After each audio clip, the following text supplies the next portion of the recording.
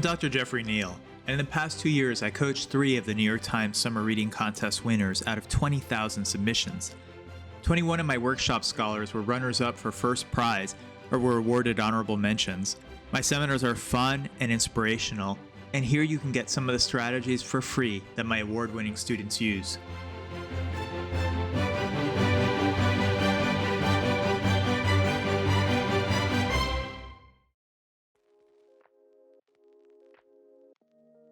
The Summer Reading Contest can be a way of activating your creativity and writing through storytelling, not just analysis. In fact, my students who have won have devoted about 50% or more of their words to personal narrative and half or less to critical analysis of an article. In the next few videos, we'll learn to use articles from the non-political sections of the New York Times to tap into intimate memories and relationships. The focus of this lesson is thinking outside the box through an essay written by one of my students about a lunchbox-shaped Burberry bag.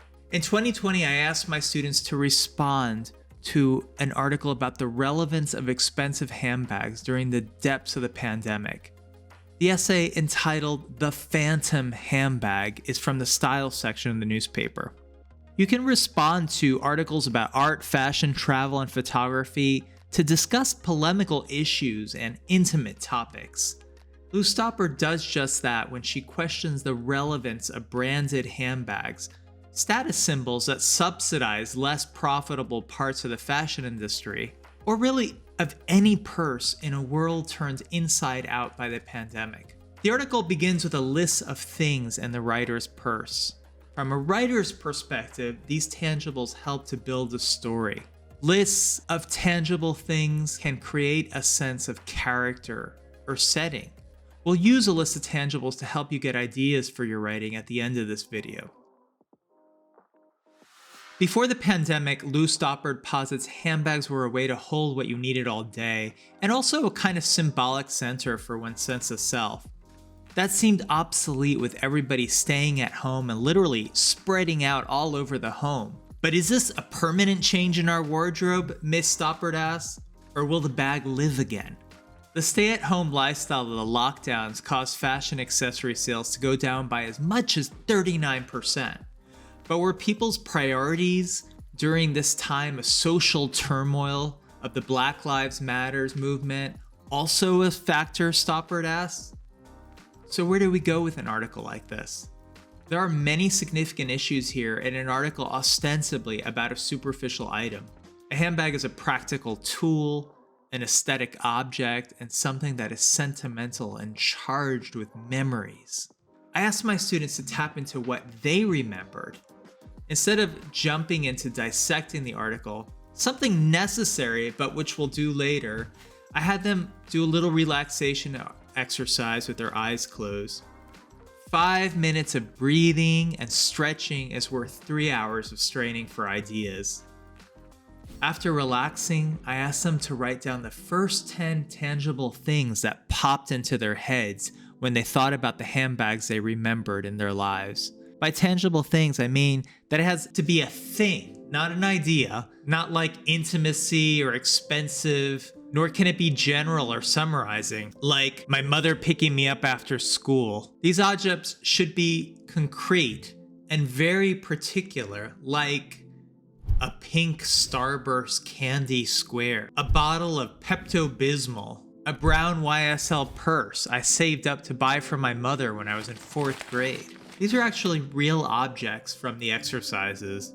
I find that the most bizarre things come up are usually the beginning of a good story. So it's essential that you do not censor your thoughts, just write them down. The bottle of Pepto-Bismol, for example, brought up a story for one of my students about having both of her grandmothers over at her house, taking care of her once when she was a little girl, and she got stomach cramps. One of the grandmothers pulled out a bottle of Pepto-Bismol triumphantly from a massive, ugly sack she used as a handbag, and she claimed to be the better grandmother. The other grandmother just had a small, expensive purse with nothing to alleviate her granddaughter's pain. You'll get those great stories if you force yourself, or rather allow yourself, to write only tangible objects, because they will bring up the quirky, hidden, and powerful stories that thinking abstractly or in a generalizing way will not. Here are some examples of how my students wrote about the designer handbag. One wrote about his experience in the underground designer knockoff markets in Shenzhen. Tucked underground and turned a blind eye to by the government, I first came across shady markets selling counterfeit luxury goods when a classmate of mine brought in a designer brand backpack. The words Supreme were written ostentatiously on the front. My friends were intrigued. "Hey, aren't those things really expensive?" one of them asked. After a long conversation full of denials, he finally revealed purchasing it at a vastly cheaper price on the black market. I love this story about an adventure into the luxury brand knockoff underground, exploring the idea of a counterfeit status symbol. Another student wrote about her mother's designer handbags and the bonding experience of choosing one for her when she was 6 years old. "When I was a child, the bag could solve what seemed like any problem I ever faced. Pink Hello Kitty band-aids for little scrapes on my knees, tissues for when allergy season struck, and lollipops for after a doctor's appointment. Despite its never-ending contents, it was a relatively smaller bag made by Chanel. There were little pockets on either side filled with my mother's dark red lipsticks and countless receipts. The bag was one of my mother's favorites. She had quite a few from a range of big designer brands. Before we left the house, she would choose a handbag from her closet based on her mood and outfit and ask for my 6-year-old opinion. It was sort of our ritual." It's a compelling story built out of objects from the list she wrote during that writing exercise. I could easily read more of it. The piece that ended up winning, however, surpassed these by combining excellent storytelling, a good use of dramatic paragraph breaks, tight and lyrical language, and astute analysis of the major points in the article in just one paragraph. It also uses the signature sandwich structure that we'll go into more in depth in the next video. First, we start with a lovely physical description of a designer handbag. On the next line, the staccato, "I hated it." I highly recommend using paragraph breaks often and for dramatic effect.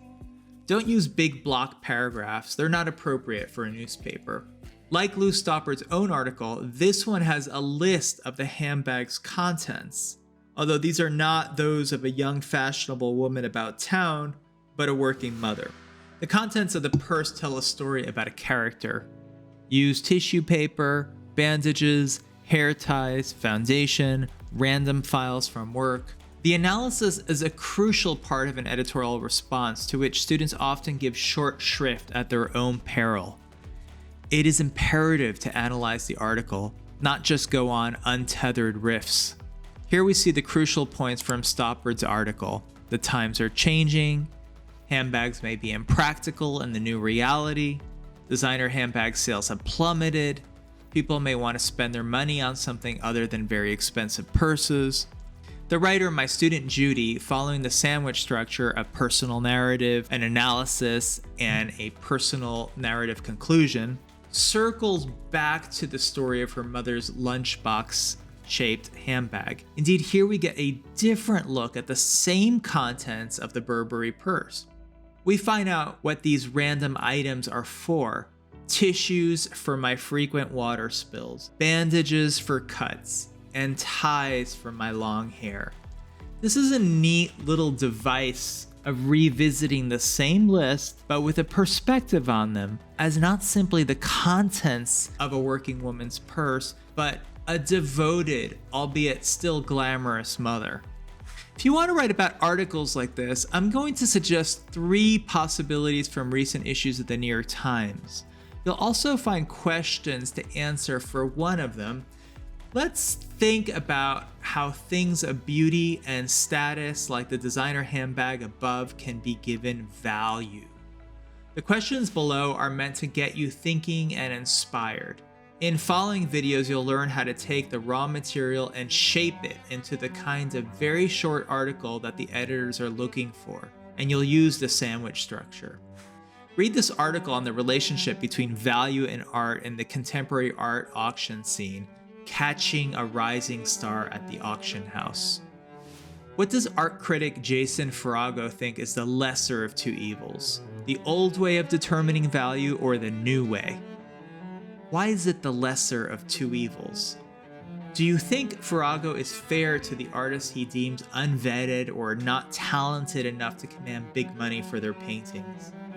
I've also provided 2 other articles that I'd recommend looking for, and you can treat them in the same way.